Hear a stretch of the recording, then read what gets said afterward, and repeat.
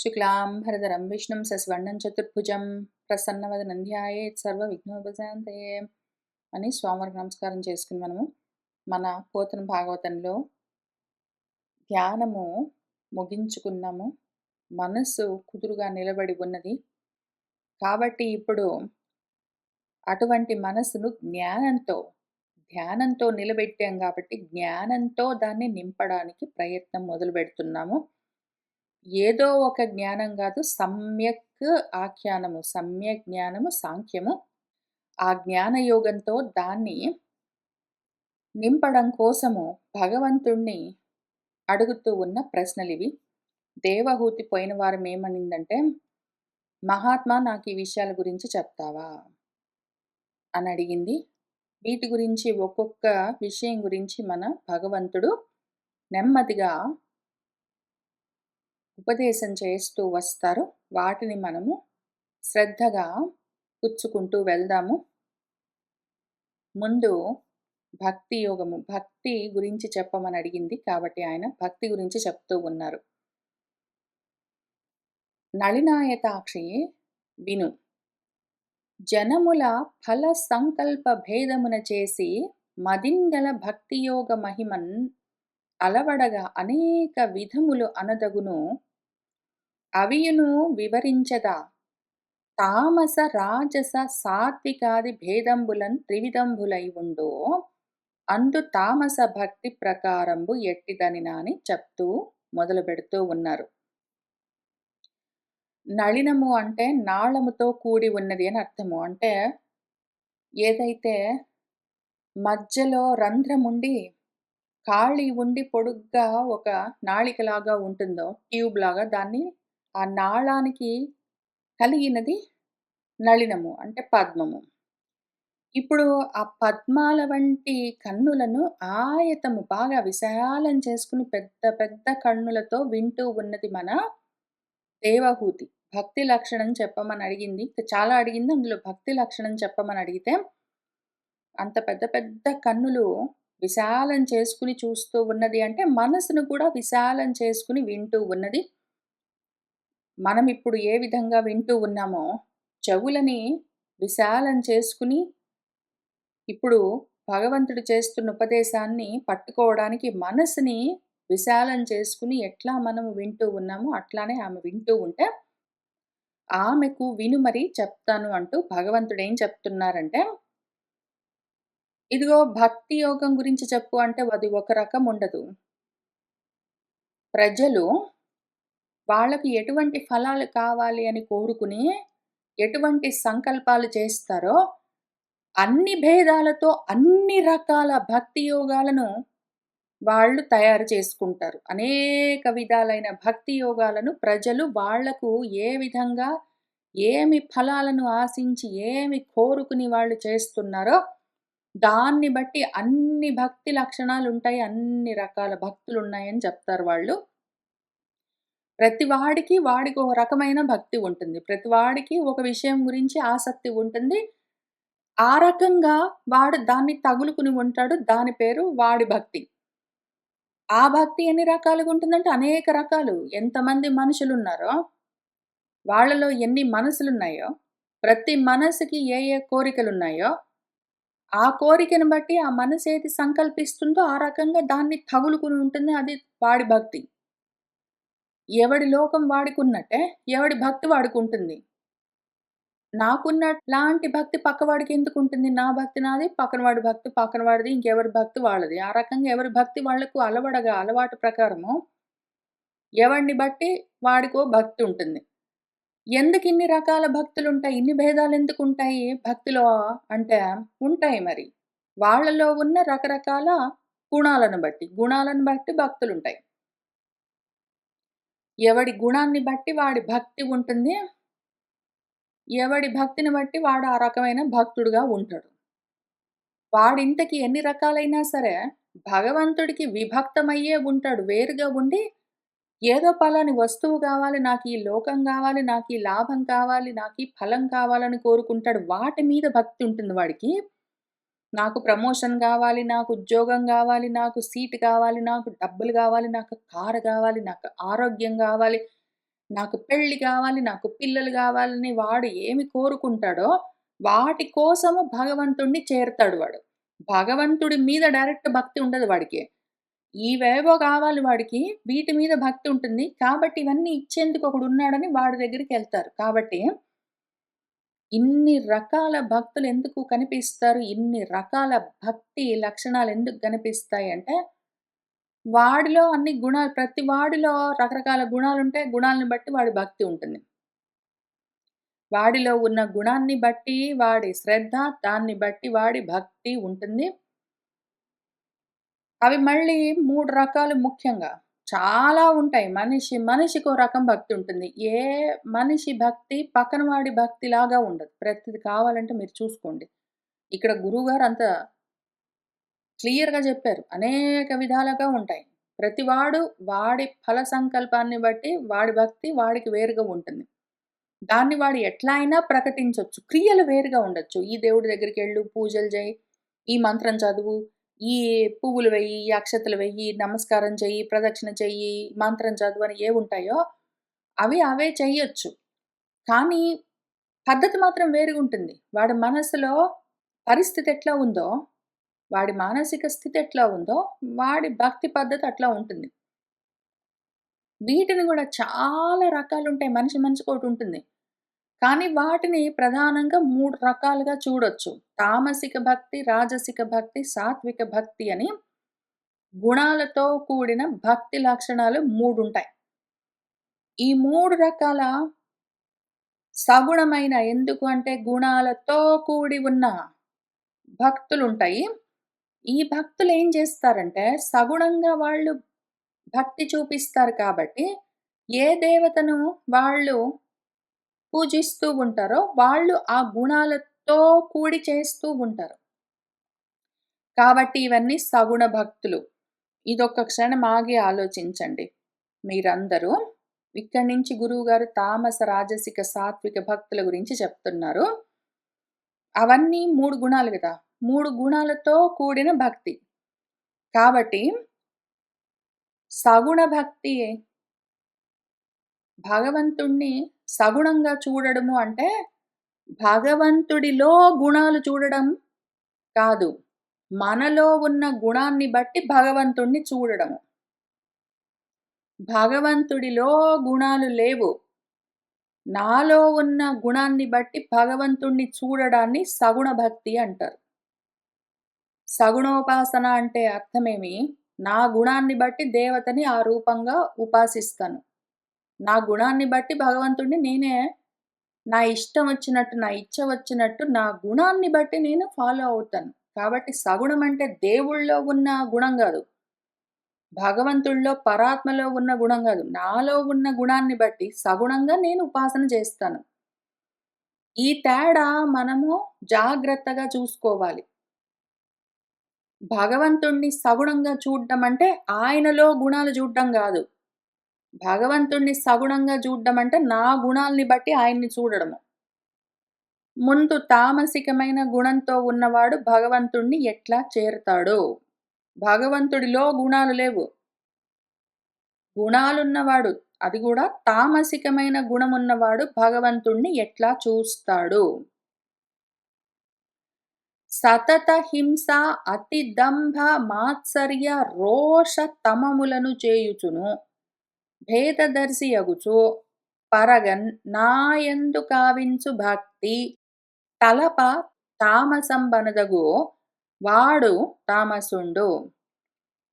ఇవే భక్తి లక్షణాలను కృష్ణార్జున సంవాదమన్న భగవద్గీతలో కూడా మళ్ళీ యజ్ఞము అన్న సెక్షన్ కింద భగవంతుడు చూపిస్తూ వచ్చారు. పూజలు ఎట్లా చేస్తారు వీళ్ళు అని. ఎప్పుడు హింసలతోటుంటాయి. వీడి భక్తి ఎట్లా ఉంటుందంటే హింస. వాడు హింస ఎట్లా ఉంటుంది అంటే, వాడు ఇంక ఉపవాసం జేశాడంటే కటిక ఉపవాసం. అసలింక ఉపవాసం అంటే వాడు మంచినీళ్ళు గూడా ముట్టుకోనని కూర్చుంటాడు. ఏదో శివరాత్రి రోజు ఉపవాసం చెయ్యమంటే, ఇంక వాడు అన్నం తినడు. ఇంకో ఏది ఆహారం తీసుకోడు. వాడింక అసలు అట్లా ఉంటాడు. మొత్తం శరీరాన్ని ఎండగట్టి, వాడి శరీరాన్ని హింసించుకుంటూ, ఆ శరీరంలో ఉన్న ఆత్మను కృశింపజేసుకుంటూ, అంత భయంకరమైన భక్తి ఎందుకురా చేయడం అంటే వాడికంతే. వాడు తమస్సుతో ఉంటాడు వాడు. తెలివి తక్కువ అజ్ఞానంతోటుంటాడు వాడు. ఆ తమస్సు వల్ల, అజ్ఞానం వల్ల హింసలతో కూడి ఉంటాయి. లేకపోతే పక్కన వాడిని, వీడు ఉపవాసం చేయదలుచుకున్నాడనుకోండి, పక్కన వాళ్ళని గూడా తిననివ్వడింక. ఒకటేమంటే వాళ్ళకి సలహాలన్నీ చెప్తుంటాడు. నువ్వు గూడా ఇట్లా చెయ్యి అని వాడిని గూడా హింసిస్తుంటాడు. వాడేదో తింటుంటే, తినడానికి వీల్లేదని వాడిని హింసించడము, అట్లా బెదిరించడము. కాక ఏదో ఇంట్లో భర్త వండి పెడుతున్నాడనుకోండి భార్య, ఆమె ఉపవాసం చేయదలుచుకున్నదంటే, ఇంకా నేనిది తినను, నాకదొద్దు అని ఇంకా ఇంట్లో వాళ్ళనందరిని గూడా బాధ పెడుతూ, ఇంతకేంటంటే వాడిని వాడు బాధ పెట్టుకుంటూ, పక్కన వాళ్ళని పీడిస్తూ, హింసిస్తూ చేసే పూజలు, వ్రతాలు ఇటువంటి ఏ భక్తి లక్షణాలైనా ఉంటాయి. అవన్నీ తామసికమైనవి. తప్పనిసరిగా తిరుపతి కొండ కాలినడకన ఎక్కి తీరవలసిందే అని పెట్టుకుంటారు. అక్కడ కొంచెం వయసులో పెద్దవాళ్ళు ఉండిండొచ్చు. వాళ్ళ ఇంట్లో వాళ్ళందరూ కలిసి వెళ్ళినప్పుడు లేదు.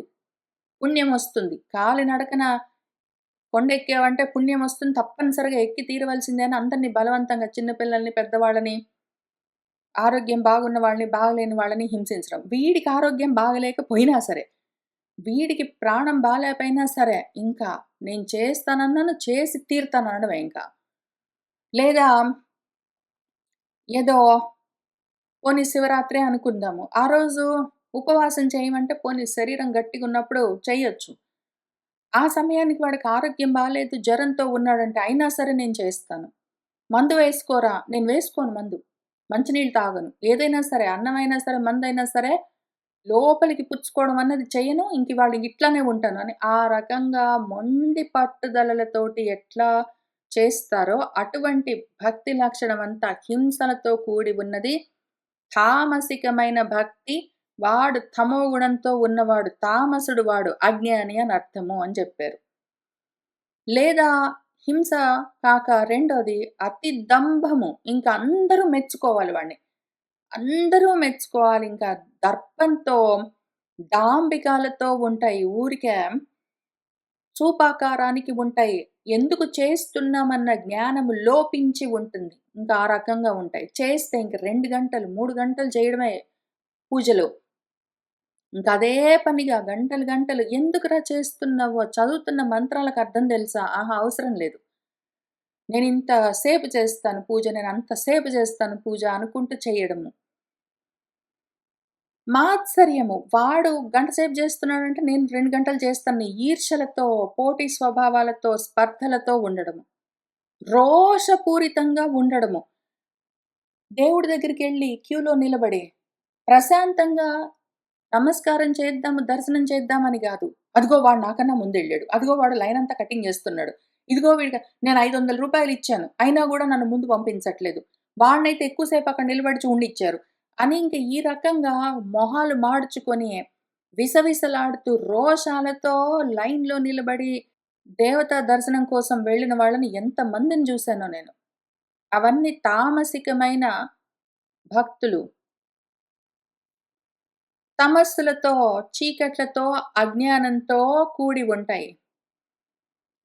ముఖ్యంగా ఈ హింసలతో, డంబాలతో, మాత్సర్యాలతో, రోషాలతో, చీకట్లతో కూడిన అజ్ఞానంతో ఉన్న భక్తి అక్కడికే ఆగదు. ఎందుకిట్లా ఉంటుందంటే అది భేద బుద్ధితో ఉంటుంది. వాడు, వీడు, నేను అని వేరు వేరుగా చూసే భేదం ఒకటి కాక, నేను వేరు, భగవంతుడు వేరు అని భేదం చూస్తుంది ఆ భక్తి.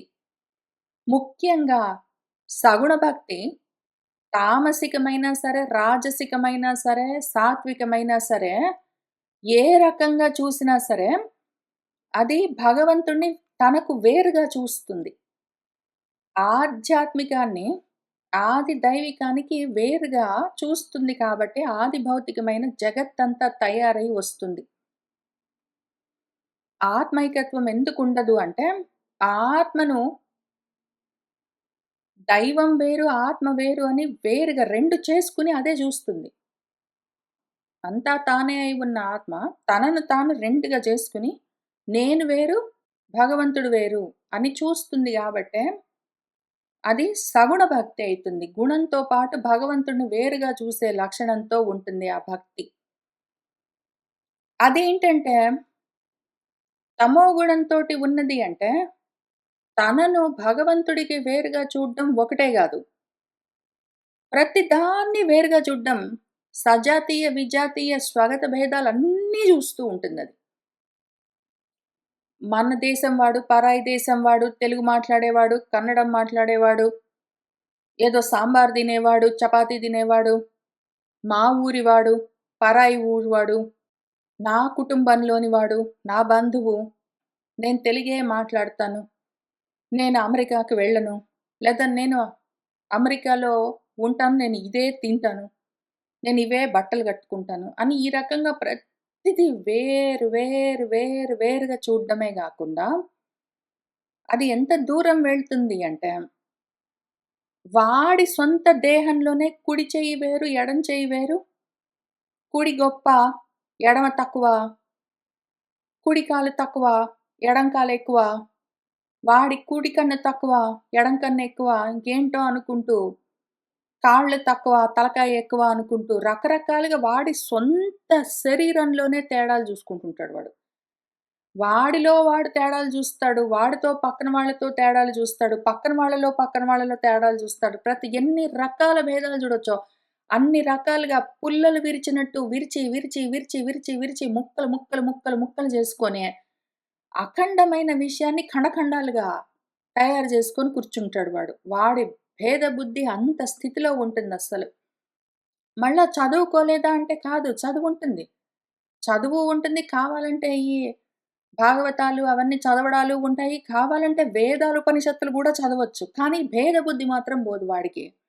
ఆ రకంగా ఉన్నవాళ్ళు తామసికులు. వాడు తామసుడు వాడు అజ్ఞాని. వాడిలో ఉన్నది తామస భక్తి.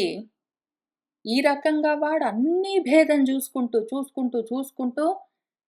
నా మీద భక్తి ఉంది అని వాడు ఏ భక్తి నా పట్ల చూపిస్తాడో, ఆ రకంగా వాడు నా పట్ల చూపించే భక్తిని తామసిక భక్తి అని తెలుసుకో అని జెప్పారు గురువుగారు.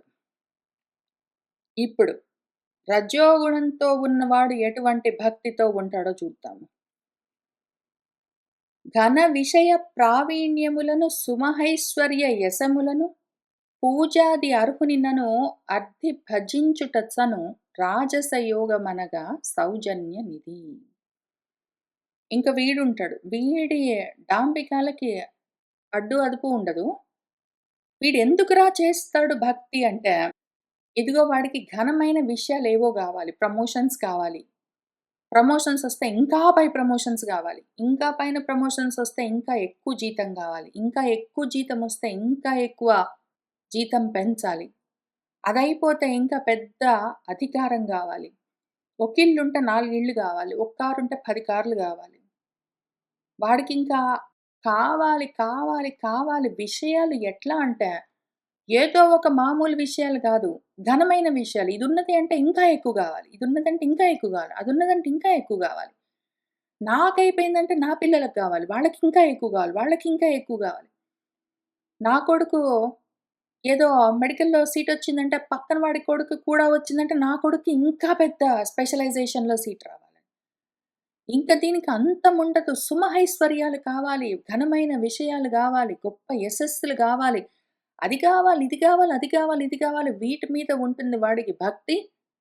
ఇవన్నీ ఎక్కడి నుంచొస్తాయంటే, అదిగో ఈయన్ని పూజించామంటే మనకివన్నీ వస్తాయని, వచ్చి నన్ను కోరుకుని అవి కావాలి, ఇవి కావాలని అర్థిస్తూ నన్ను భజిస్తూ ఉంటారు గదా!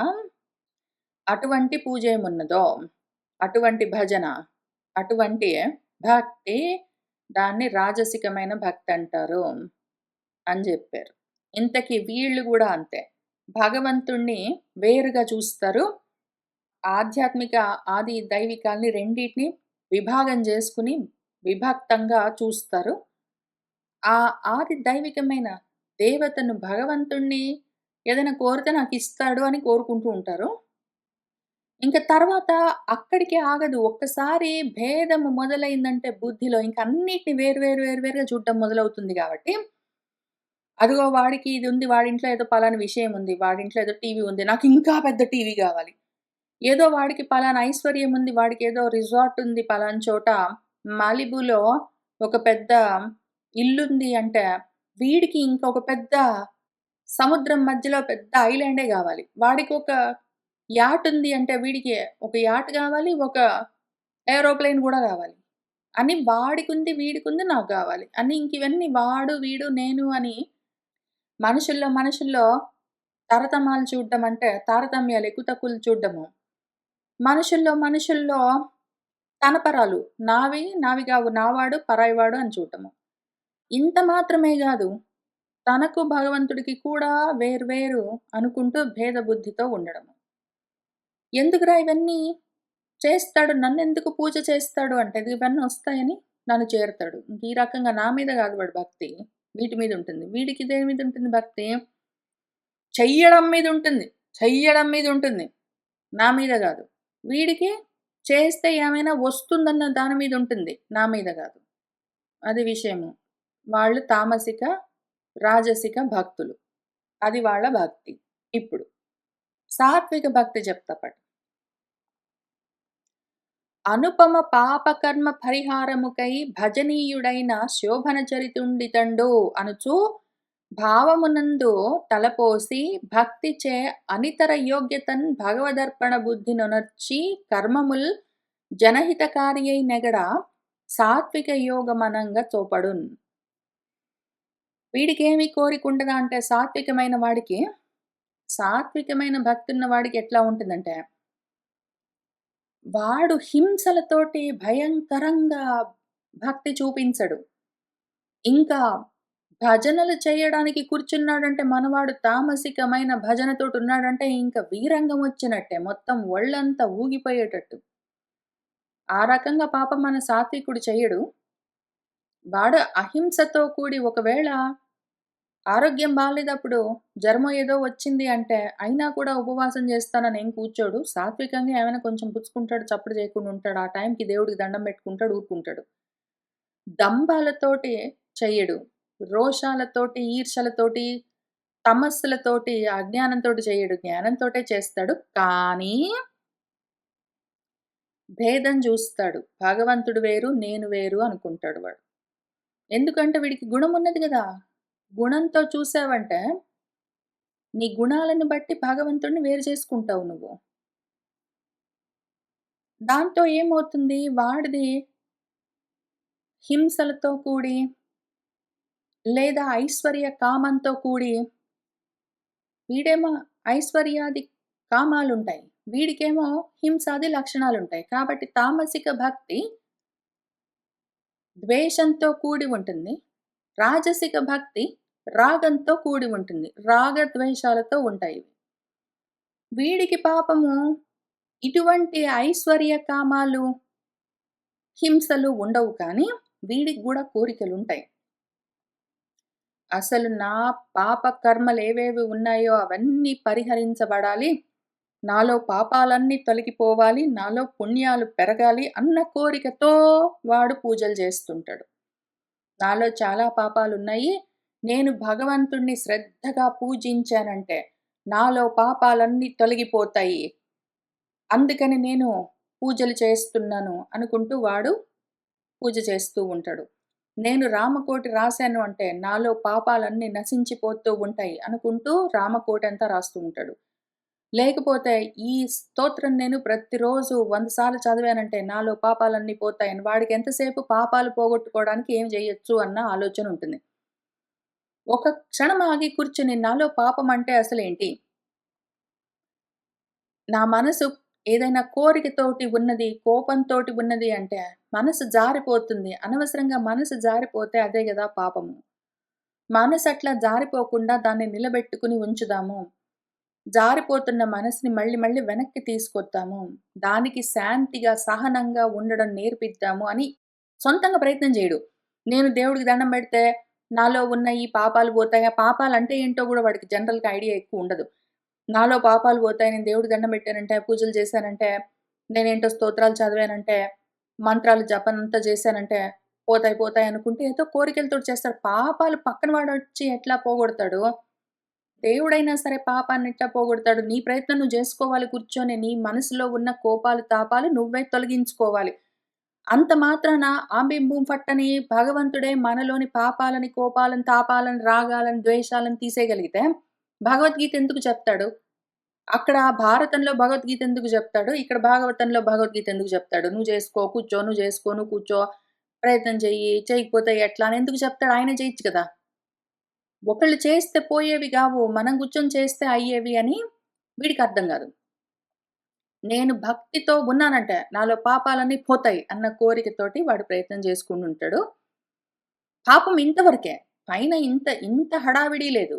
రజోగుణంతోటి ఉన్నంత హడావిడి లేదు. తమో గుణంతో ఉన్నంత హడావిడి లేదు. క్వైట్‌గా చేసుకుంటాడు. కానీ అంటే ఏంటో చూసుకోకుండా ఎవరో వచ్చి ఏంటో చేస్తారని ఆశపడుతూ చేస్తూ ఉంటాడు.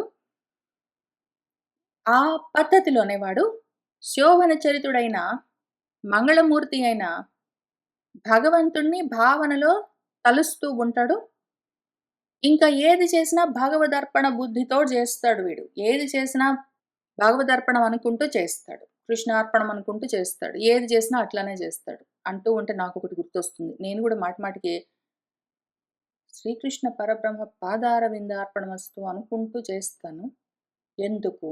నేనొక క్షణం ఆలోచించుకుంటాను. నేను ఏ గుణంతోటి ఉండి ఇంత చేస్తున్నాను? కృష్ణార్పణం అనుకుంటూ చేస్తాను నేను. ఎందుకు? హ్మ్. సరే. నేనెందుకు చేస్తున్నానంటే, కృష్ణార్పణం లేదా రామార్పణం.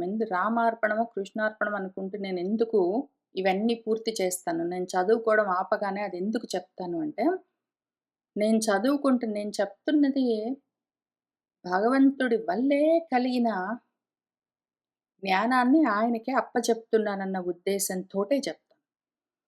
కాబట్టి నేను చేస్తున్నది కూడా సగుణ భక్తే.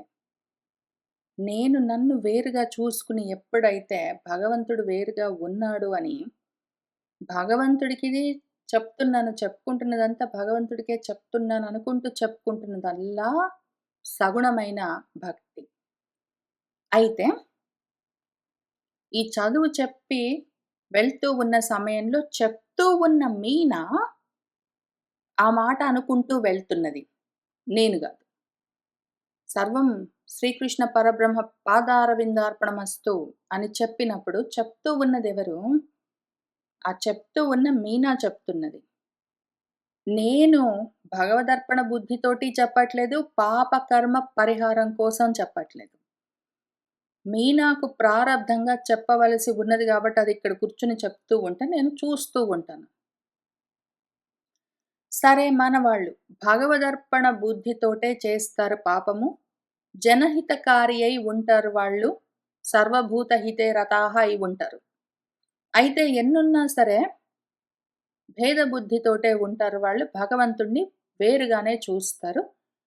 ఈ రకంగా చూస్తే కూడా సాత్వికమైన గుణంతో భక్తిని చూపించినా కూడా అది మళ్ళీ సగుణ భక్తే. ఇప్పుడు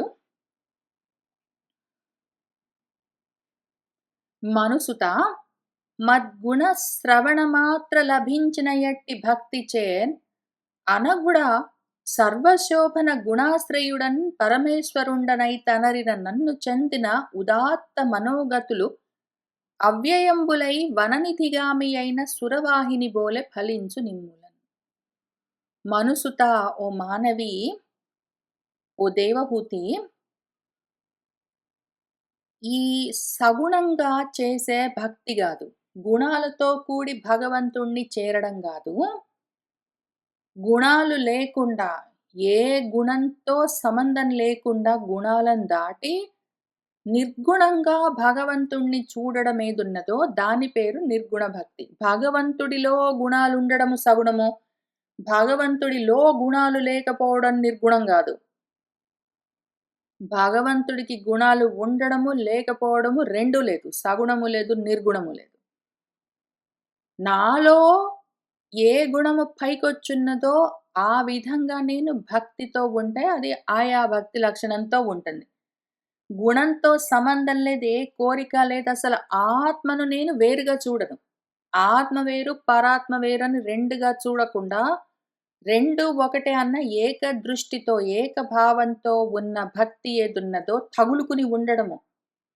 ఆత్మకు తగులుకుని ఆత్మగా ఉండడం ఏదున్నదో అది నిర్గుణ భక్తి.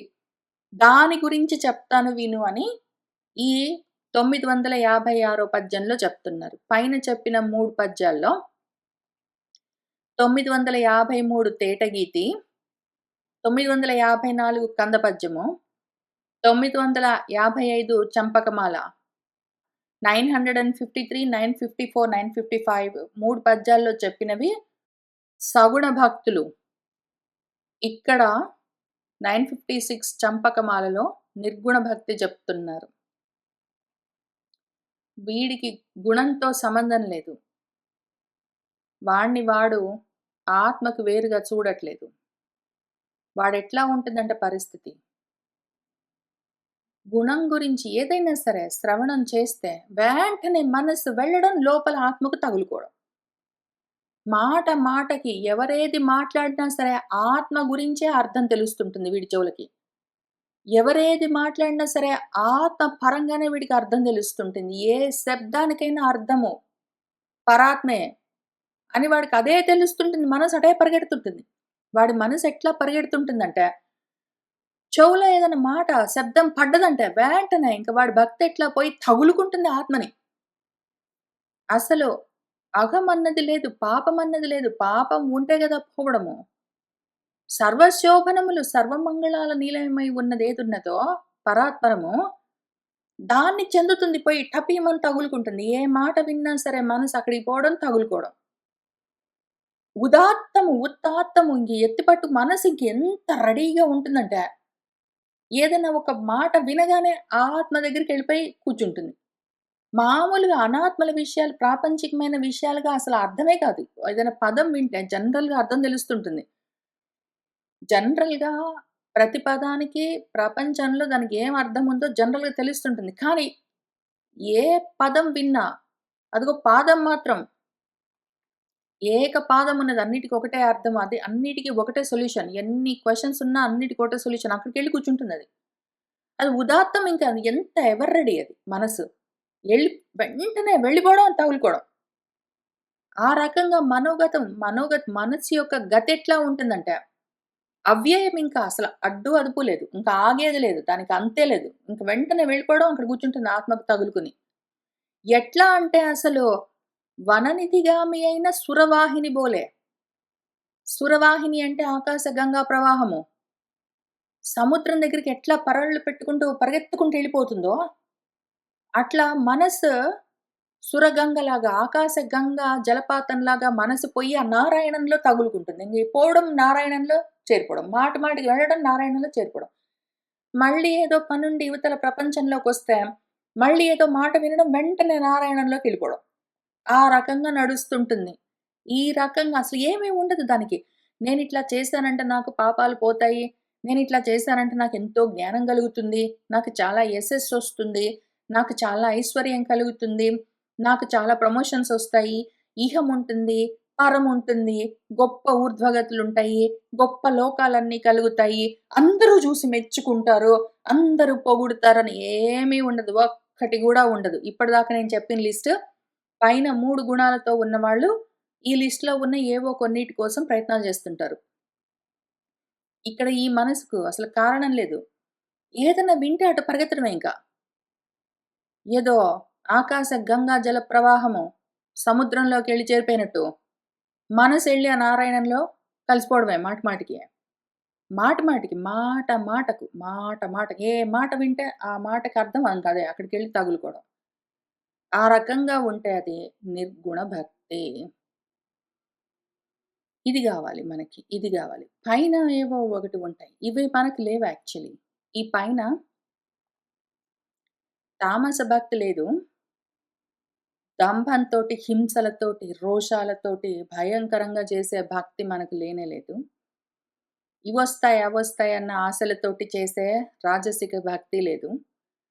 కొంతవరకు పాపం బోతుంది, పుణ్యం వస్తుంది, భగవంతుడికి అర్పణగా అని చేసే భక్తి ఉండిండొచ్చు. చివరిగా మిగిలి ఇంక దీన్ని గూడా శుద్ధి చేసుకుంటే, మనకింక నిర్గుణ భక్తి అసలు ఇక్కడ ఈ రెండిటి మధ్యలో తిరుగుతుంది. నా ఉద్దేశం ప్రకారం ఏంటంటే, ఇక్కడ కూర్చున్న మనకి, ఇక్కడ కూర్చొని ప్రతి వారం ఇది వింటున్న మనకు, మన మనసు ఈ రెండిటి మధ్యలో ఉంది. కొంచెము సాత్విక సగుణంగా, చాలా భాగము నిర్గుణంగా ఉంటూ ఉన్నది. దాన్ని ఇక్కడి నుంచి పూర్తిగా కట్ జేయాలి. ఇక్కడి నుంచి పూర్తిగా కట్ జేసి, ఇక్కడికి తీసుకొని రావాలి. ఇప్పుడు నేను దీన్ని ఇంత ఆలోచించుకున్నాను కాబట్టి, ఇవాళ కూడా బహుశः ఇది చదవడం అయిపోగానే, సర్వం శ్రీకృష్ణ పరబ్రహ్మ పాదారవిందార్పణమస్తు అనుకుంటూ వెళ్తాను. కానీ అనడం ఎట్లా అంటే, ఊరికినే ఇంక అయిపోయింది ఇవాళ చదువు అని చెప్పడానికి గుర్తుగా అనుకుంటూ పోతాను. కొన్నాళ్ళకి బహుశా అది గూడా వదిలిపెట్టేస్తాను. ఇంక పూర్తిగా అసలు ఈ సగుణంగా, సాత్విక గుణంతో కూడిన భక్తికి దీన్ని ఇంత మాత్రం చివరికి లాస్ట్ థ్రెడ్ బేర్‌గా ఉన్న దాన్ని గూడా వదిలిపెట్టి, అసలు అది గూడా చెప్పడం మానేస్తాను. విషయం చెప్తాను, వెళ్ళిపోతాను.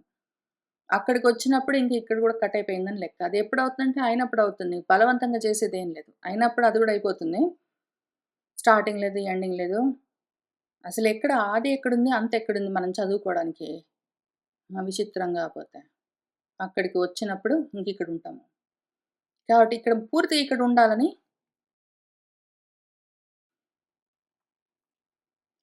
హేయగుణ రహితుడనగల నాయందుల భక్తి లక్షణము తెలిపితిని.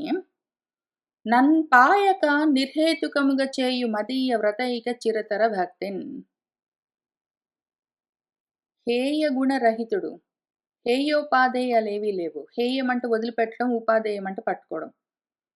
వదిలిపెట్టే గుణము లేదు, పట్టుకునే గుణము లేదు, అసలు సుగుణము లేదు, దుర్గుణము లేదు, సగుణము లేదు, నిర్గుణము లేదు. అటువంటి నా పట్ల అదే విధంగా గుణాలతో సంబంధం లేకుండా భక్తి ఎవరు చేస్తారో, భగవంతుడిలో గుణము ఎందుకున్నట్టుగా మనకనిపిస్తుందంటే, నాలో గుణముంటే నేను భగవంతుడిలో అదే గుణాన్ని జూస్తాను.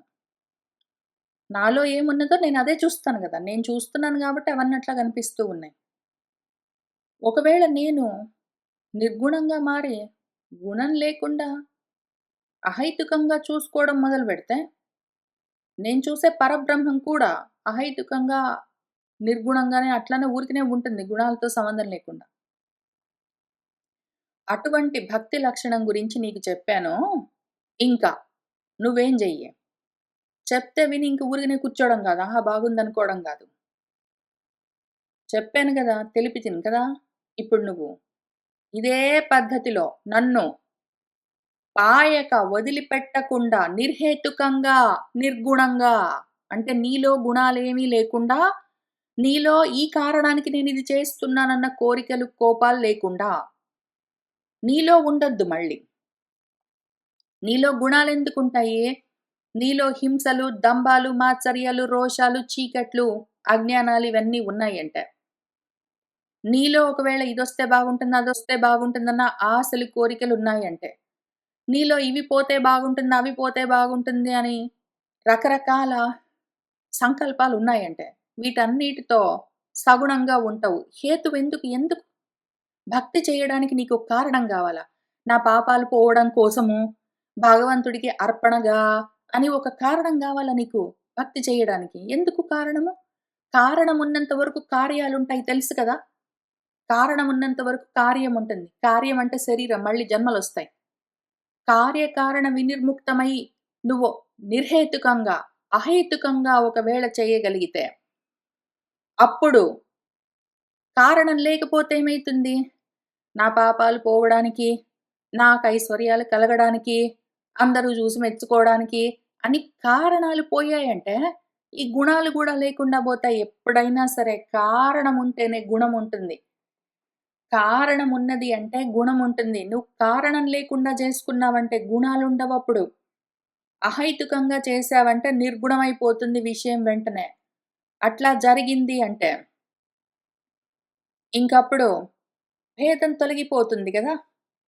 నువ్వు, నేను అని భేదం జూడడం మానేస్తావు. గుణం లేకపోతే ఏం చేస్తావు? నీలో గుణం లేదంటే నాలో గుణం చూడవు. ఇంకప్పుడు వేరన్నది ఉండదు. ఒకటే ఉంటుంది. బ్రహ్మైక్యం ఉంటుందక్కడ.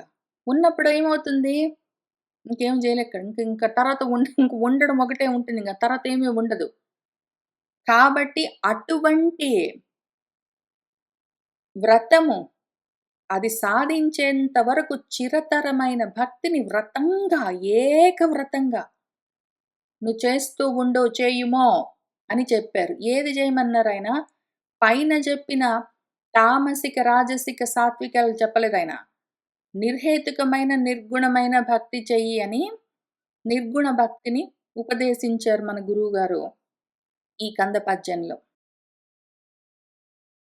ఆ తర్వాత నిష్కాములైన మదీయ భక్తులకును అట్టి భక్తి యోగంబు సాకల్య సాష్టి సామీప్య సారూప్య సాయుజ్యంబులకు సాధనంబులు కావున వాటిని వదిలిపెట్టడానికి మహాత్ములగు వారు నిజ మనోరథ ఫలదాయకంబులైన మదీయ సేవా విరహితంబులైన ఇతర కర్మంబులు ఆచరింపనొల్లరు. దీనిని ఆత్యంతిక భక్తి యోగంబని చెప్పుదురు. సత్వరజస్తమోగుణ విహీనుండైన జనుండు మత్సమానాకారంబు పొందును అని చెప్పి మరియును ఇట్లనియే. ఇంత దూరం వచ్చాక మనం ఒక నిమిషం ఆగి ఇంకొక విషయం కూడా చూసుకోవాలి. చెప్తున్న వారెవరో ఒకసారి చూసుకోవాలి మనము. పోతన గారు ఉపాసనా మార్గంలో ఉన్నట్టుగా కనిపిస్తారు. కర్మోపాసనలు మళ్ళీ కర్మనిష్ట అని భగవంతుడు చెప్పే మార్గము. మనకు 2 నిష్టలుంటాయి. ఒకటి కర్మనిష్ట, ఒకటి జ్ఞాననిష్ట. కర్మ మార్గంలో ఉన్నవాళ్ళు కర్మోపాసనలు చేస్తూ ఉంటారు. జ్ఞాన మార్గంలో ఉన్నవాళ్ళు కర్మల్ని దాటుతూ ఉంటారు. మన పోతన గారు కర్మనిష్టలో ఉంటారు కాబట్టి, ఆయన పూర్తిగా జ్ఞాననిష్ట వైపే ఉండి చెప్తూ ఉన్న వ్యాసుల వారి శ్లోకాలను గూడా అక్కడక్కడ మార్చేస్తారు. ఎందుకు అంటే, కర్మ వైపుకి తిరుగుతుంటుంది మధ్య మధ్యలో ఆయన మనసు. వ్యాస భాగవతాన్ని మూలాన్ని యథాతథంగా ఉన్నది ఉన్నట్టు ఆయన ప్రతి చోట అనువాదం చెయ్యరాయన అసలు. అనువాదం అంటే అనుసరించి వాదనం చేయడం. ఉన్నది ఉన్నట్టుగా చెప్పడం. ఆయన అట్లా చెప్పరు. ఆయన ఏం చేస్తారు? కొంచెం మార్చి చెప్తారు. స్వేచ్ఛ అనువాదం అని దానికి పేరు. స్వేచ్ఛగా కొంచెం అక్కడక్కడ మారుస్తారు. అట్లాడిది ఇక్కడొకటి చేశారు. నిష్కాములైన కోరికలేవీ లేవు. నిర్హేతుకము, నిర్గుణము, నిష్కామము అయిన వాళ్ళు అటువంటి భక్తి చేస్తూ ఉన్నవాళ్ళు ఏది కోరరు. వాళ్ళు ఏది కోరరంటే ఏదీ కోరరు. అసలు మామూలుగా కోరికలతో ఉన్న వాళ్ళకి ఇదిగో నువ్వు ఈ రకంగా ఇటువంటి భక్తితో ఉన్నావంటే సాలోక్య మోక్షమొస్తుంది. నీకు కావాలంటే సార్ష్టి, సామీప్యము, సారూప్యము, సాయుజ్యము అని ఇవన్నీ రకరకాల మోక్షాలు నీకు కలుగుతాయి అని చెప్తే వాళ్ళు పైనున్న వాళ్ళు కావాలంటే వీళ్ళు తామసిక, రాజసిక గుణాలతో ఉన్నవాళ్ళు వినొచ్చు. వీళ్ళు ముఖ్యంగా సాత్విక గుణంతో ఉన్నవాళ్ళు వీటికి ఎక్కువగా ఉత్సాహం చూపిస్తారు. కానీ మనవాళ్ళు అహైతుకమైన భక్తితో ఉన్నవాళ్ళు మాట వింటేనే వెళ్ళి ఆత్మ దగ్గర కూర్చున్న వాళ్ళకి మిగిలినవేవో చెప్తే వాళ్ళు వినను గూడా వినరు. నీకు సాలోక్యమొస్తుంది, సార్ష్టొస్తుంది, సామీప్యమొస్తుంది, సారూప్యమొస్తుంది, సాయుజ్యమొస్తుందంటే ఏమీ అవసరం లేదు. నాకవసరం లేదు. వద్దు. ఎందుకు వాళ్ళసలు వినను గూడా వినరు. వాళ్ళు ఆల్రెడీ అక్కడే ఉన్నారు. వాళ్ళకెందుకు ఇవన్నీ ఇంక వేరుగా? వేరుగా లేవని వాళ్ళు వేరుగా ఉన్నాయని చూడని వాళ్ళకి, వేరుగా లేని వాళ్ళకి, వేరుగా ఇంకోటుంది నీకదొస్తుంది అంటే వాళ్ళెందుకు వింటారు? వాళ్ళకి వినడానికి అవసరం గూడా లేదు. అని ఈ విషయాన్ని ఇస్తామంటే గూడా వాళ్ళు పుచ్చుకోరు అని మన వ్యాసుల వారు ఇక్కడ రాశారు. 29వ అధ్యాయం మనకు 3వ స్కందంలో మూల భాగవతంలో 29వ అధ్యాయంలో భగవంతుడు చెప్తూ బహువిధమైన భక్తి మార్గాలుంటాయి. ఎందుకంటే భక్తి యోగాలు చాలా రకాలు. వాళ్ళ స్వభావాలను బట్టి, వాళ్ళ గుణాలను బట్టి రకరకాల మార్గాల్లో మనుషులు ఏవేవో భావిస్తూ ఉంటారు. వాళ్ళే భేదాలన్నీ పెట్టుకుంటూ ఉంటారు. హింసలతో, దంభంతో, మాత్సర్యంతో వీటన్నిటిని పెట్టుకొని వేరుగా చూస్తూ వాడు ఏ భక్తి చేస్తాడో, నన్ను వేరుగా చూస్తాడు వాడు. మయి పృథగ్భావం కుర్యాత్. నన్ను వేరుగా చూస్తూ వాడు ఏ భక్తి చేస్తాడో అది తామసికమైన భక్తి వీటితో పాటు. విషయాలు గావాలి వీడికి. యశస్సు గావాలి, ఐశ్వర్యం గావాలి. అందుకని నన్ను పెట్టుకుంటే వాడికి ఇవన్నీ వస్తాయన్న ఆశతో చేస్తాడు. మళ్ళీ నన్ను వేరుగా చూస్తాడు. వీడు రాజసికమైన భక్తితో ఉంటాడు. వీడేం జేస్తాడు, ఏదో కర్మలన్నీ నశించిపోవాలి, పాపాలన్నీ తొలగిపోవాలి, ఇది నా కర్తవ్యము, ఇది నా ధర్మము, ఇదంతా భగవదర్పణము అనుకుంటూ చేస్తాడు. మళ్ళీ నన్ను వేరుగా చూస్తాడు. వీళ్ళ ముగ్గురికి ఉన్న కామన్ విషయమేమి, తామసికమైన భక్తికి, రాజసికమైన భక్తికి, సాత్వికమైన భక్తికి ఉన్న కామన్ ఫీచర్ భగవంతుడిని పృథగ్భావంతో వేరుగా చూడడమే. ఇక్కడ పృథగ్భావంతో చూస్తారు. వాళ్ళు వేరుగా చూస్తారు భగవంతుడిని. కాబట్టి గుణంతో ఉంటారు. అయితే నిర్గుణంగా కూడా చూసేవాళ్ళుంటారు. గుణాలతోటి సంబంధం లేదు. అసలు మాట వినగానే మనసు అటు గంగా ప్రవాహంలాగా వెళ్ళి మనసులో ఆత్మను తగులుకుని ఉంటుంది.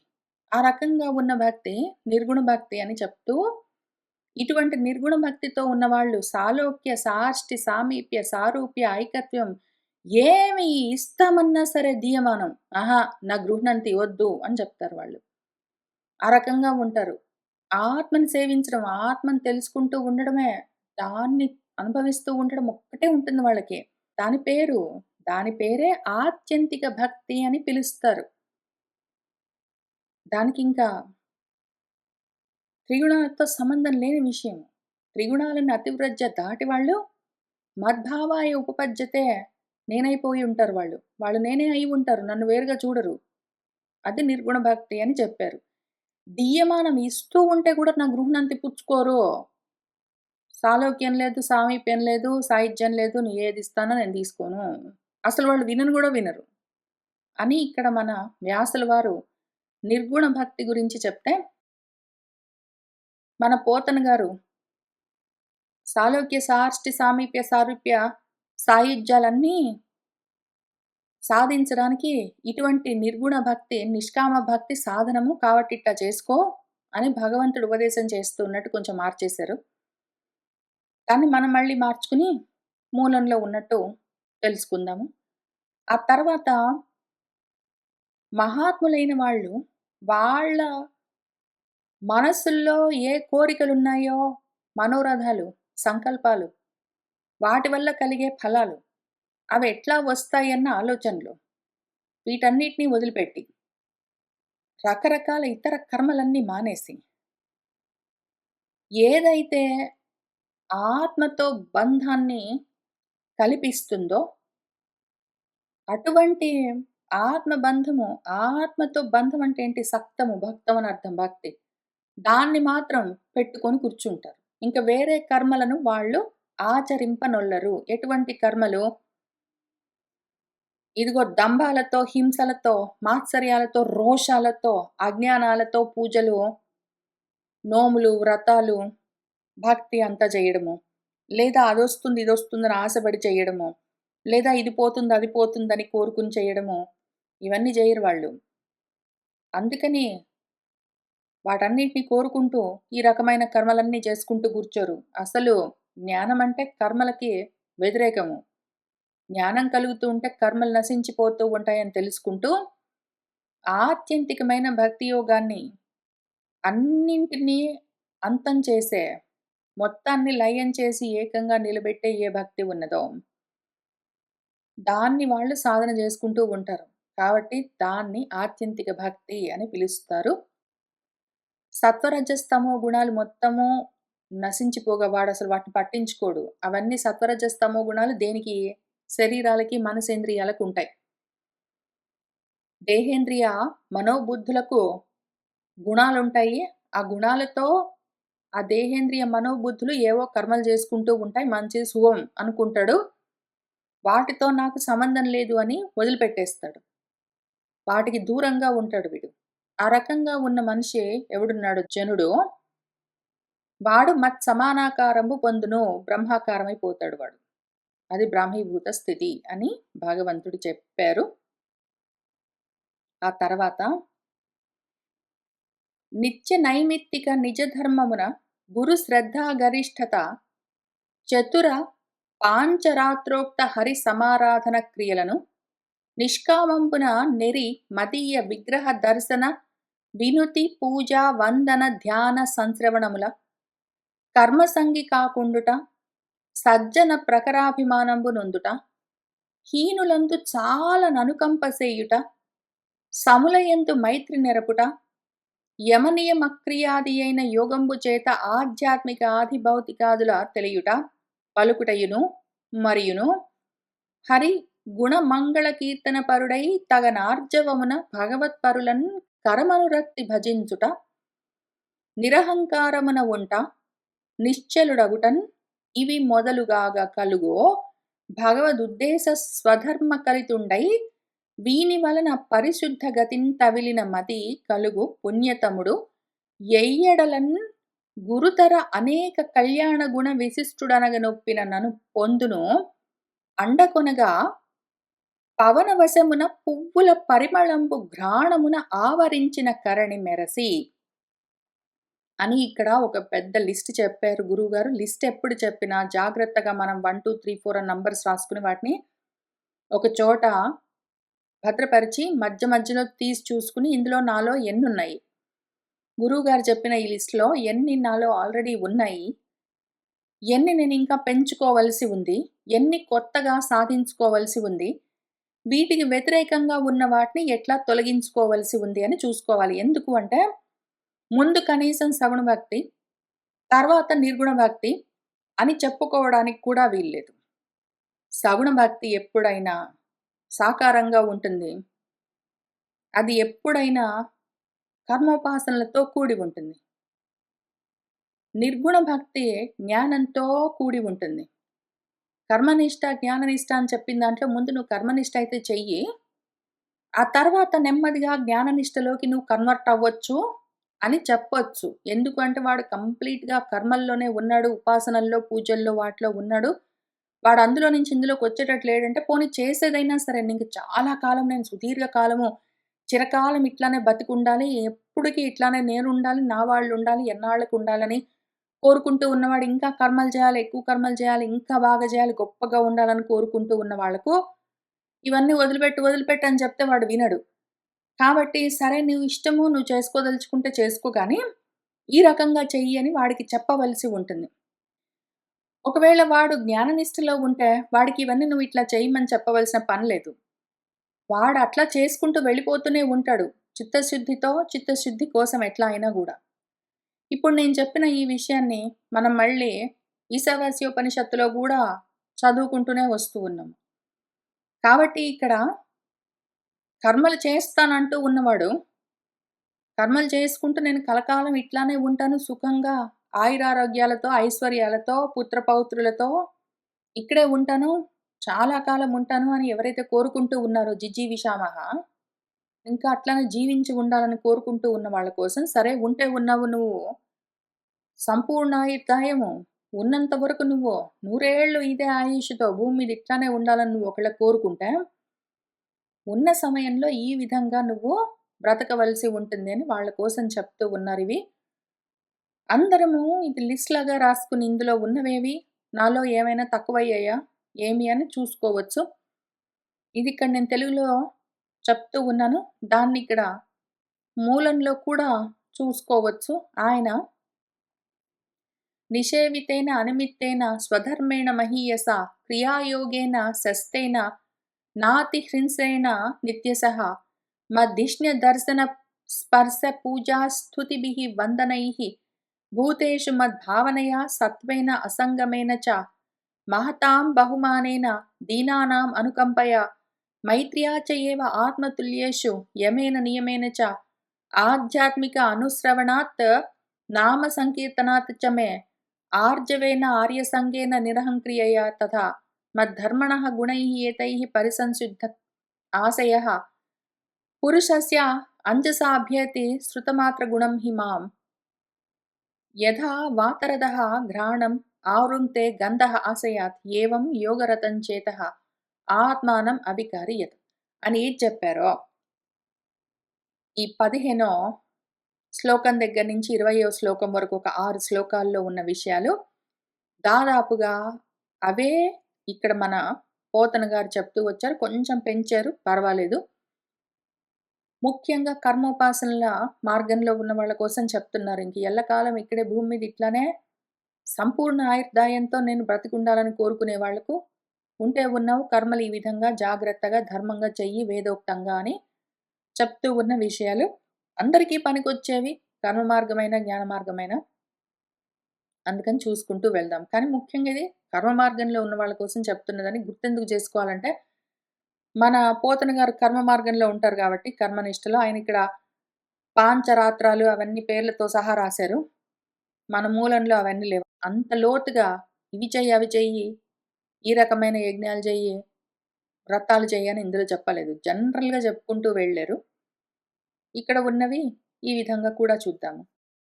మనము ఈ శ్లోకాల్లో మూలంలో చెప్పిన విషయాన్ని 2, 3 వారాలు చదువుకుంటూ వచ్చాము. ఎన్నున్నాయి, ఎన్ని లేవని చూసుకుంటూ వచ్చాము. మళ్ళీ అక్కడికి వెళ్లి చూసుకోవడం అవసరము. కాబట్టి ఇది మళ్ళీ నేనిక్కడ కొత్తగా చెప్పవలసిన అవసరం లేదు. మనం ఆల్రెడీ చదువుకున్నాం కాబట్టి మీరు మళ్ళీ అక్కడికెళ్లి చూసుకోవచ్చు. అయినా గూడా మళ్ళీ మనము వేరేగా ఇక్కడ ఇదే భాగవతాన్ని ఇంకోసారి చదువుకుంటూ వస్తున్నాం. ప్రతిరోజు ఒక పద్యం చొప్పున. జాగ్రత్తగా అర్థం చేసుకుంటూ ఒక్కొక్క పద్యాన్ని.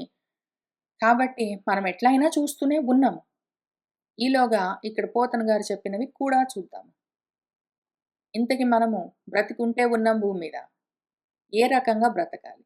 నిత్య నైమిత్తిక నిజ ధర్మమున నిత్య కర్మలు ఉంటాయి, నైమిత్తిక కర్మలు ఉంటాయి. వాటన్నిటిని ధర్మంగా ఆచరిస్తూ ఉండాలి. గురు శ్రద్ధ గరిష్ఠతతో ఉండాలి.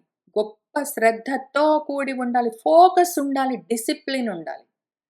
ఫోకస్ లేదు మనసు మాటికి చెదిరిపోతూ ఉంటుంది అంటే పనికిరాదు. ప్రాపంచికమైన కర్మలు చేసినా సరే శ్రద్ధ అవసరము. ఆధ్యాత్మిక సాధన చెయ్యాలి అన్నా సరే స్పిరిచ్యువల్ పాత్‌లో ఉన్నాను అని చెప్పుకుంటూ సాధన చేస్తూ ఉన్నాను అనుకున్నా పర్వాలేదు. శ్రద్ధ మాత్రము first basic fundamental requirement. Minimum basic కర్మలు చేయడము. చెయ్యి అన్న వాటిని చేయడం, వద్దన్నవి ఆపేయడం. విధి నిషేధాలు తెలుసుకుని నిత్య నైమిత్తికాల్ని చేస్తూ ఉండడము, ఆ ధర్మము ధర్మంగా చేయాలి. కాక ఏది చేసినా శ్రద్ధగా చేయాలి. మూడోది చతుర పాంచరాత్రోక్త హరి సమారాధన క్రియలు. ఆరాధన క్రియలు చేయాలి. వేదోక్తమైన క్రియలేవున్నాయో వాటిని హరికి సమారాధనగా చేస్తూ ఉండాలి. తర్వాత నిష్కామంబున నెరి మదీయ విగ్రహ దర్శన వినుతి పూజ వందన ధ్యాన సంశ్రవణములు. కోరికలేమీ లేకుండా అంటే నేను రోజు పూజలు చేశానంటే నాలో పాపాలన్నీ పోతాయి అని చేస్తే కూడా అది కోరికతో చేయడమే. చెయ్యొచ్చు పైన చెప్పుకున్నట్టు సాత్విక సగుణ భక్తి లక్షణం అది. మనం ఒకవేళ నిర్గుణ భక్తి లక్షణంలోకి వెళ్ళాలి. భగవంతుడు ఇందులో ఉండు అని జెప్పారు. నిర్గుణమైన, అహేతుకమైన భక్తి లక్షణంతో ఇక్కడే ఉండు నువ్వు అని జెప్పారాయన. మళ్ళీ సగుణంలోకి వెళ్తా అంటే మంచిది. ఎవరిష్టం వాళ్ళది. కానీ ఒకవేళ భగవంతుడు చెప్పినట్టు చేయాలంటే మాత్రం నిష్కామంగా చేయాలి.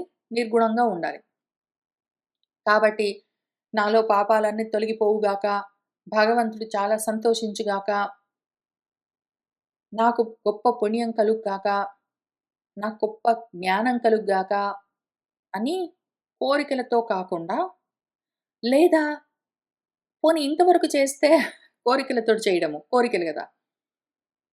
మళ్ళీ తామస గుణంతో గూడా మనం చెయ్యొచ్చు. అది సాత్వికంలాగా కనిపించే తామసిక గుణం ఒకటుంటుంది. అంటే రోజు చేస్తూ ఉన్నాం గదా! అలవాటయిపోయింది. మానుకోలేక పూజలు చేస్తున్నాము. రోజు 2 గంటలు పూజలు చేసేవాళ్ళం. చేయకుండా ఉండబుద్దవ్వట్లేదు. ఆ టైంకి గుర్తొస్తుంది. చేయకపోతే మనసంతా ఏదోలాగా ఉంటుంది. అందుకని చేస్తున్నాను అలవాటైపోయి అని చెప్తూ ఉంటే, అటువంటి వాళ్ళు చెప్తూ ఉన్నప్పుడు వాళ్ళు చేస్తూ ఉన్న పూజను చూస్తే సాత్వికంగా ఉందనిపిస్తుంది. కానీ అది తామసికము. దానికి జ్ఞానం ఏమి లేదు. అలవాటైపోయిందని చేయడమే. ఏదైనా ఒకటి పట్టుకుంటే ఇంక వదిలిపెట్టలేక అదే పట్టుకొని కూర్చోవడాన్ని మన భగవంతుడు కృష్ణార్జున సంవాదంలో ఆ భగవద్గీతలో గూడా చెప్పుకుంటూ వచ్చారు. అది ఎటువంటి తామసికమైన పట్టుదలో. కాబట్టి ఆ రకంగా అలవాటైపోయింది గదా అని వదిలిపెట్టలేక, వదిలిపెట్టలేక అలవాటైందని పట్టుకుంటే అది తామసికము. మొండి పట్టు. లేదా ఏదైనా కోరికలతోటి పాపం పోతుంది, పుణ్యం వస్తుంది, మంచి జరుగుతుంది అని, ఆరోగ్యం బాగుంటుందని. ఈ రకంగా కాకుండా అకారణంగా ఏమీ కారణం లేదు. ఊరికనే దర్శనమైనా సరే, నుతులు స్తుతించడమైనా సరే, పూజలైనా సరే, నమస్కారాలైనా సరే, ధ్యానాలు, శ్రవణాలు ఏవైనా సరే ఊరికినే చేస్తూ, ఆ చేస్తున్న పనికి తగులుకోకుండా ఉండాలి. ఇప్పుడు మనం జేస్తున్నట్టు. ఇప్పుడు చదువుతాను. ఇప్పుడు నేను ఇదంతా చదువుతాను. చదివితే ఏమొస్తుంది నాకు? చదివితే చాలా జ్ఞానమొస్తుంది, గొప్ప పుణ్యమొస్తుంది, నాలో పాపాలన్నీ తొలగిపోతాయి, నాకు ఆత్మ సాక్షాత్కారం కలుగుతుందని ఏమీ ఆలోచించను. నాకు ప్రారబ్ధంగా చెప్పవలసి ఉన్నది. కాబట్ట చెప్తుంది మంచిది. సో, ఈ చెప్తున్నాను అన్న కర్మకు తగులుకోకుండా ఉంటూ, ఇది చెప్పడము అన్నది సాధించడం కోసం కొన్ని సంవత్సరాలు తిప్పలు పడ్డాను. నేను చెప్తున్నాను అన్న ఆలోచనలో నుంచి బయటపడ్డానికే. నేను చెప్తున్నానన్న ఆలోచనలో నుంచి దాన్ని వదిలించుకుని, దాన్ని తగులుకోకుండా ఇవతల పడ్డానికే, అందులో నుంచి బయటపడ్డానికి కొన్ని సంవత్సరాలు ప్రయత్నం చేసి పడ్డాను ఇంతకి. నేను చెప్తున్నాను, చెప్తే నాకిదోటొస్తుంది, చెప్పకపోతే నాకిదోటి రాదు, లేదా చెప్పడం వల్ల నాకిది లాభము, చెప్పకపోతే ఇది పలానా జరుగుతుంది. నేను జెప్పాను గాబట్టి మీరందరూ బాగా నేర్చుకుని ఎక్కడి దాకానో వెళ్ళిపోతున్నారు. నేను జెప్పాను గాబట్టి మీకందరికి ఇంత మహాజ్ఞానం కలుగుతూ ఉన్నది అని ఇవన్నీ ఆలోచించడం మానేసి, చెప్పడము మీనా అన్న రూపానికి ఉన్న ప్రారబ్ధం మంచిది. అది జేసుకుంటుందనుకుని, ఆ కర్మకి తగులుకోకుండా దాంట్లో నుంచి బలవంతంగా బయటపడి ఇంకివతల కూర్చున్నాను. ఇంక అందులోకి వెళ్లి తగులుకునేది లేదు. అదే సాలెపురుగు గూట్లోకి దాని సాలెగూడులోకి వెళ్లి తగులుకునే ఏదో చిన్న కీటకంలాగా పొయ్యి, నేను చెప్పడం వల్ల ఇదంతా జరుగుతుంది అన్న ఆ విషవలయంలో ఉన్నంత వరకు అసలు ఏమీ అర్థం గాదు. ఒక్కసారి బయటబడ్డాక ఎట్లోకట్ల తప్పించుకుని, ఇంక మళ్ళీ అందులోకి పోయి తగులుకునే ప్రశ్న లేదు. ఆ రకంగా ఉంటూ సజ్జన ప్రఖరాభిమానంబు పొందుట. సజ్జన ప్రఖరం అంటే సమూహం. సజ్జనులతో కూడి ఉండాలి. అసత్ జనులతో కూడి ఉండడం తగ్గిస్తూ, సత్జనులతో కూడి ఉండడం పెంచుకుంటూ, హీనులందు చాలా అనుకంప చేయడము, సములయందు మైత్రి చేయడము. ఇంకొకటున్నది. ఇక్కడ నాకన్నా పైనున్న వాళ్ళ పట్ల మహతాం బహుమానేన దీనానాం అనుకంపయా ఆత్మతుల్యేషు మైత్ర్యా. ఈ 3 విధాలుగా ఉండాలి అని చెప్పారు భగవంతుడు. మనకన్నా గొప్పవాళ్ళని చూసి గౌరవించాలి. మనకన్నా గొప్పవాళ్ళని చూసి ఈర్ష్య పడడము, కుళ్ళుకోవడం అవన్నీ చెయ్యరాదు. వాళ్ళని చులకన చేసి మాట్లాడడం, వాళ్ళంతే అట్లానే గొప్పవాళ్ళలా కనిపిస్తారు గానండి అని వాళ్ళని తగ్గించడానికి గుణంలో దోషం చూడడం ఇవన్నీ చెయ్యరాదు. రెండోది, నాకన్నా తక్కువ వాళ్ళని చూసి దయతో ఉండాలి. వాళ్ళని చూసి నవ్వడము, వాళ్ళట్లనే పుట్టారు, అట్లానే పోతారనుకుంటూ ఈసడించుకోవడము, చులకనగా చూడడం చెయ్యరాదు. నాకు సమానమైన వాళ్ళని చూసుకుని, వాళ్ళ పట్ల మళ్ళీ ఈర్ష్య, ద్వేషాలతో, అసూయలతో వాటితో ఉండకుండా, వాళ్ళ పట్ల మైత్రీ భావంతో ఉండాలి. నాకు సమానమైన వాళ్ళతో మైత్రీ భావంతో ఉండాలి. నాకన్నా తక్కువ వాళ్ళతో దయతో వ్యవహరించాలి. నాకన్నా ఎక్కువ స్థితిలో ఉన్న వాళ్ళతో గౌరవంగా మసలుకోవాలి అని మహతాం బహుమానేన దీనానాం అనుకంపయ ఆత్మతుల్యేషు మైత్రి అని 3 చెప్పారు.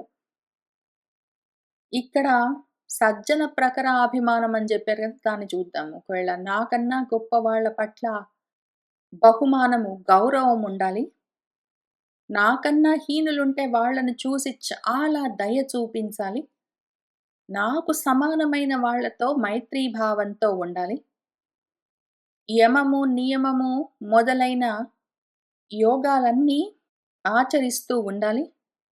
ఆధ్యాత్మిక, ఆది భౌతిక, ఆది దైవికాలంటే ఏంటో తెలుసుకుంటూ ఉండాలి. వాటి గురించి చెప్పుకుంటూ ఉండాలి.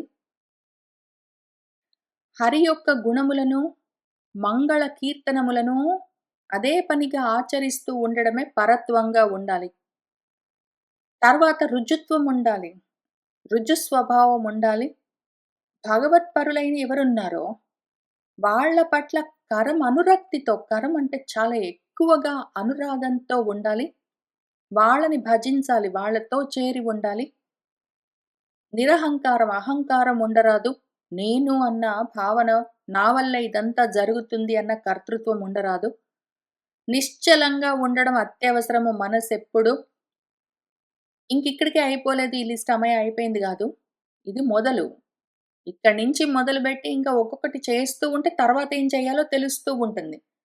మొత్తం లిస్ట్ అంతా ఇదంతా చెయ్యి అని చెప్తూ కూర్చుంటే, అసలు లిస్ట్ చూసి చేయడం మానేస్తారు ఫస్ట్. చాలా ఉంటే ఎక్కడ మొదలుపెట్టాలో తెలీదు. కాబట్టి ఇక్కడ కొంతవరకు చెప్పారు. ఒక 15, 16 చెప్పినట్టున్నారు. ఇంకా నేను ఇప్పుడు ఇవాళ లెక్క పెట్టలేదు. అప్పుడు మూల భాగవతంలో ఉన్నప్పుడు అవి లెక్కలు గూడా చూసుకున్నాం ఎన్నున్నాయి ఏంటని. వీటిని అసలు ఇక్కడి నుంచైతే మొదలుపెట్టు. ఇక్కడ చెప్పినవి కనీసం మినిమమ్‌గా ఇంతవరకు చేస్తూ ఉంటే, తర్వాత ఏం చెయ్యాలి అని తెలుస్తూనే ఉంటుంది. కొంత కొంత ఆచరిస్తుంటే తర్వాత ఏం చేయాలని తెలుస్తుంది. అసలేమి మొదలుపెట్టకుండా ఏం చేయాలని అడిగితే ఏం చెప్పడం కష్టమవుతుంది. అయితే ఇక్కడికే అయిపోలేదు. ఈ పైన చెప్పినవి కొంత ఇక్కడి నుంచి మొదలుపెట్టు అని చెప్పడం కోసం. నువ్వు మళ్ళీ జన్మలు లేకుండా వెళ్ళిపోవాలి, మోక్షం కావాలి అని కోరుకుంటే జ్ఞాన మార్గంలో ఉండాలి. అప్పుడు కర్మలు చేయవలసిన పని లేదు. కానీ కర్మలు చేసే మనసుతో ఉన్న నీకు వాటిని వదిలిపెట్టంటే నీకు చేయడం చేత కాదు కాబట్టి, చేస్తే చేసావు కర్మలు చేస్తూ ఉన్నప్పుడు ఈ విధంగా చెయ్యని ఏవి చెప్పారో ఇక్కడి నుంచి ఇవి చూసుకుంటూ చేస్తూ ఉండు. ఈ విధంగా మొదలుపెట్టి చేస్తూ ఉంటే నెమ్మదిగా నీలో భగవదుద్దేశం, భగవత్ గురించిన భక్తి స్వరూపం కలుగుతూ ఉంటుంది. ఆ భగవదుద్దేశ స్వధర్మం కలుగుతూ ఉంటుంది. ఆత్మధర్మం నీలో తెలుస్తూ ఉంటుంది. దాంతో ఒకవేళ వాడు ఉంటే, వీటితో ఇటువంటి ఆచరణలతో వాడు పరిశుద్ధ గతిని పొందుతూ ఉంటాడు. అటు ఆ విధంగా మనసు నిలబడి ఉంటే, అటువంటి మదికి కలిగేదేమి అంటే పుణ్యము. పతనము, కోపము, తాపము అవన్నీ జారిపోతూ ఉంటాయి. అటువంటి వాడు ఎయ్యడలన్ ఇంక ఎక్కడైనా సరే ఎట్లా ఉంటాడు అంటే, గురుతర అనేక కళ్యాణ గుణ విశిష్టుడు. గురుతరము అన్నింటికన్నా గొప్పగా ఉన్న అనేకమైన కళ్యాణ గుణాలతో విశిష్టంగా ఉన్న నన్ను వాడు పొందుతాడు ఇంతకది. ఇట్లా చేస్తూ పోతే లాభమేమి? ఏమొస్తుంది నాకిదంతా చేస్తే అంటే, నేనే వస్తాను నీకు. ఇదిగో ఒక చిన్న విషయం చెప్తాను ఆలోచించుకో జాగ్రత్తగా. నువ్వు ఎంత తామసిక, రాజసిక, సాత్విక బుద్ధితోటి ఉన్నా గూడా చెప్తే అర్థం చేసుకుంటావన్న ఆశతో ఒక మాట చెప్తున్నా విను. వాళ్ళు చూసి మెచ్చుకుంటారు, వీళ్ళు చూసి మెచ్చుకుంటారని నా మీద భక్తి చూపిస్తే, కావాలంటే వాళ్ళు వీళ్ళు చూసి నిన్ను మెచ్చుకోవచ్చు. నాకీ ఐశ్వర్యాలొస్తాయి, ఈ ప్రమోషన్సొస్తాయి, ఉద్యోగాలొస్తాయి, గొప్ప లోకాలొస్తాయి, సద్గతులు పడతాయి అని కోరుకుంటూ నన్ను చేరి పూజ చేస్తే నీకవన్నీ కలగొచ్చు నేను గాదు. వాళ్ళు చూసి మెచ్చుకుంటారు, వీళ్ళు చూసి మెచ్చుకుంటారని నువ్వు ప్రయత్నం చేసి, వాటి కోసం నన్ను పూజిస్తే అవన్నీ వస్తాయి నేను గాదు. ఐశ్వర్యం కావాలి, ప్రమోషన్స్ గావాలి, ఉద్యోగం గావాలి, పెళ్లి గావాలి, పిల్ల గావాలి, అన్నీ గావాలని కోరుకుంటూ నన్ను పూజిస్తే అవన్నీ రావచ్చు. నీ ప్రారబ్ధాన్ని బట్టి రాకపోవచ్చు. నేను మాత్రం రాను. పాపాలు పోవాలి, పుణ్యాలు గావాలి, నేను సంతోషించాలి అని ఒకవేళ నువ్వు ప్రయత్నాలు చేసుకుంటే, అవన్నీ రావచ్చు, పోవచ్చు నీ ప్రయత్నాన్ని బట్టి. కానీ నేను మాత్రం రాను. నేనే కావాలని కోరుకుంటే నేనొస్తాను కదా! నువ్వు వేరేవన్నీ కావాలని కోరుకుంటూ నన్ను చేరితే, అవన్నీ రావచ్చు నువ్వు నన్ను చేరలేవు. నేనే కావాలని నన్ను చేరితే నన్ను చేరుతావు. నేనవుతావు. తెలిసిందా? Simple logic. చాలా సింపుల్ లాజిక్. కూర్చో, ఆలోచించుకో, అర్థం చేసుకో. ఎప్పుడు అర్థమైతుంది ఈ విషయము? ఇవి మొదలుగా గల అని పైనంతా చెప్పాను గదా! ఈ లిస్ట్‌లో ఉన్నవి నువ్వు నెమ్మదిగా ప్రాక్టీస్ చేసుకుంటూ వచ్చావనుకో, ఇప్పుడు నేను చెప్పిన ఈ చిన్న సూక్ష్మము నీకు అర్థమైతుంది. అప్పుడేం చేస్తావు నువ్వు? నేను చెప్పిన విధంగా ఆచరిస్తూ వెళ్ళావంటే, నమ్మికతో, పూనికతో, ఉత్సాహంగా నన్నే పొందుతావు. ఇంకా ఎట్లా అండకొనగా ఇంక అడ్డు లేకుండా వెనక్కి తగ్గేదే లేదింక. నీకు నాకు భేదమే లేదింక. నేను నీకు పైనుండడము, నువ్వు నాకు లొంగి ఉండడము, నువ్వు నాకన్నా కిందుండడం, నేను నీకు పైన ఉండడం ఇవన్నీ గాదు. నన్నే పొందుతావు, ఒకటవుతాము. ఎట్లా?